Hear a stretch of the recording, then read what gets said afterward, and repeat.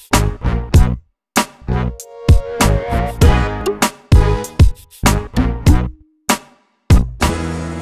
today's student, there's probably nothing that says old school quite like the name William Shakespeare. But that doesn't have to be true. Today's classrooms are transforming with technology, as we'll see here. Looks like we're in the right place. Hi, my name is Kurt Broderson. I'm a high school English teacher at Mount Abraham Union High School in Bristol, Vermont. Welcome to my classroom. This is my third year teaching Shakespeare here in high school. And prior to that, I taught here in the middle school for 11 years, where I taught Shakespeare each year in 8th grade.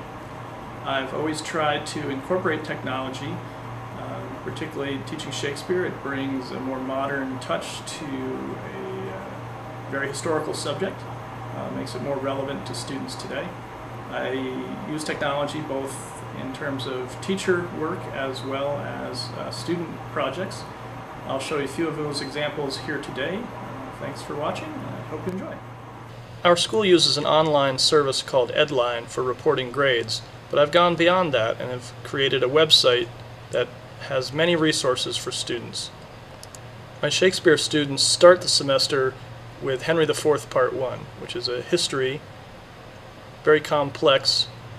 So I start with a genealogy overview of the family descending from Edward III.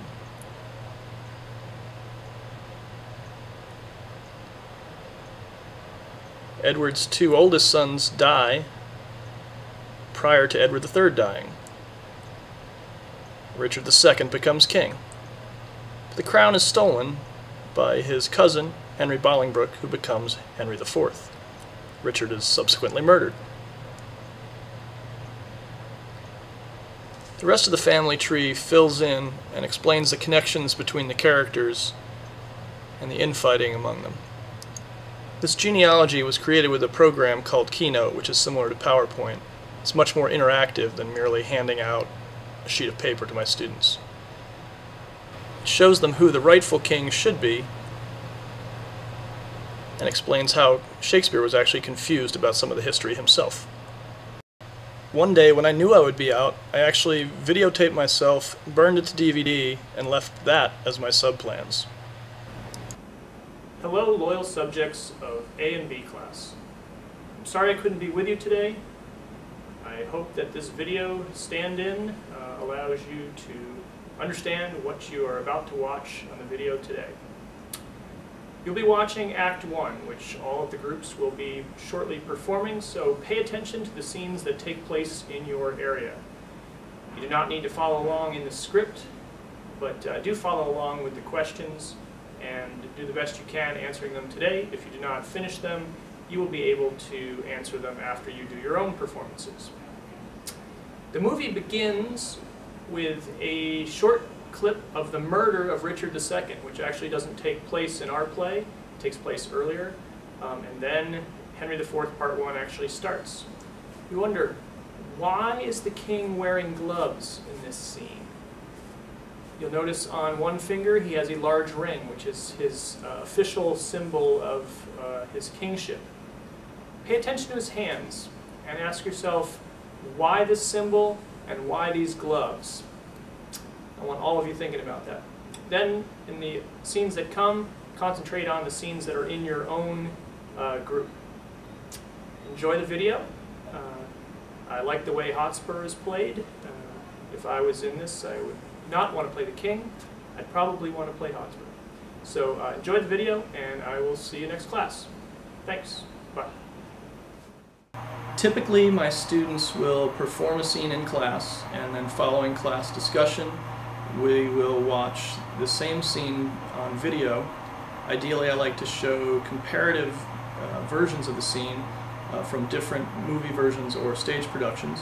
For example, we may watch a scene from Olivier's version of Henry V and then compare it to a much later version done by Kenneth Branagh. So we do a lot of comparative video work in class. But one of the things I'm proudest of is the videos that my students have begun producing themselves.